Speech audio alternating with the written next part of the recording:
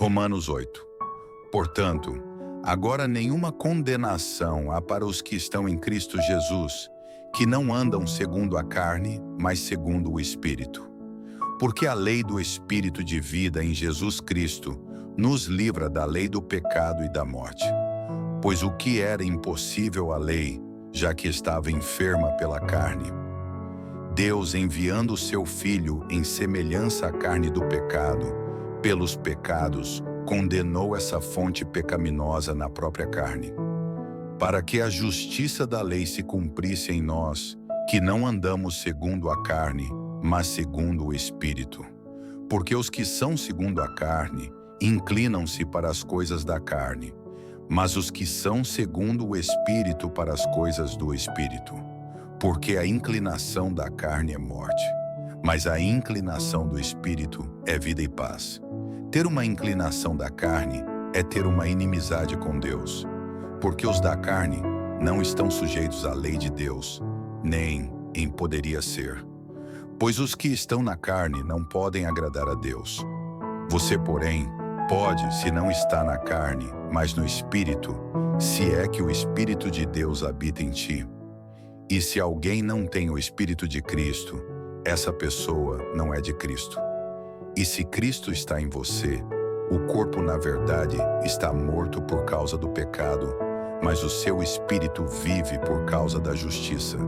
E, se o espírito daquele que dentre os mortos ressuscitou, então é porque Jesus habita neste. Pois quem dentre os mortos ressuscitou a Cristo, este também vivificará os vossos corpos mortais, pelo Espírito que em vós habita. De maneira que, irmãos, somos devedores, não à carne para viver segundo a carne. Porque se viverdes segundo a carne, morrerá. Mas se pelo Espírito matares as obras do corpo, então vivereis.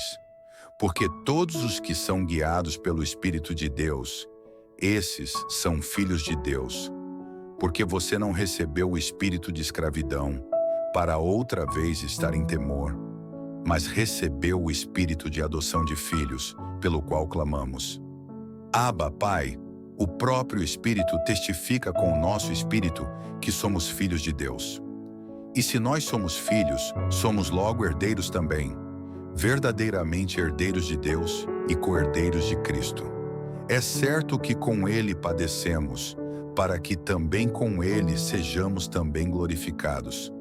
Porque para mim tenho certo que as aflições deste tempo atual não são para comparar com a glória que em nós há de ser revelada. Porque a esperança que há em nós espera a manifestação dos filhos de Deus.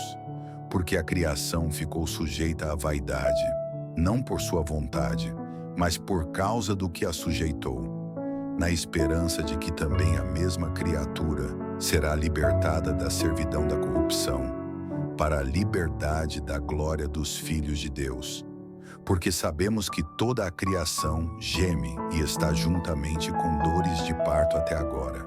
E não só ela, mas nós mesmos, que temos as primícias do Espírito, também gememos em nós mesmos, esperando a adoção, a saber, a redenção do nosso corpo. Porque em esperança fomos salvos. Ora, a esperança que se vê não é esperança. Porque o que alguém vê, como também o esperará?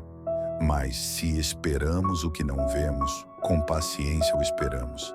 E da mesma maneira também o Espírito ajuda as nossas fraquezas, porque não sabemos o que havemos de pedir como convém, mas o mesmo Espírito intercede por nós com gemidos inexprimíveis. E aquele que examina os corações sabe qual é a intenção do Espírito, e é ele que, segundo Deus, intercede pelos santos.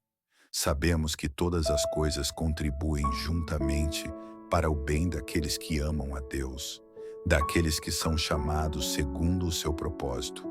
Porque os que antes conheceu também os predestinou para serem conformes à imagem de seu Filho, a fim de que ele seja o primogênito entre muitos irmãos. E aqueles que predestinou a estes, também chamou, os justificou e os glorificou. O que diremos destas coisas? Se Deus é por nós, quem será contra nós? Aquele que nem mesmo a seu próprio Filho poupou, antes o entregou por todos nós, como nos não dará também com ele todas as coisas? Quem intentará acusação contra os escolhidos de Deus? É Deus quem os justifica. Quem é que condena? Pois é Cristo quem morreu, ou antes quem ressuscitou dentre os mortos, o qual está à direita de Deus e o que também intercede por nós. Quem poderá nos separar do amor de Cristo?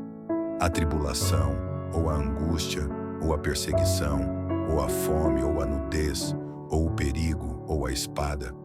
É como está escrito: por amor de ti somos entregues à morte todo o dia. Somos reputados como ovelhas para o matadouro.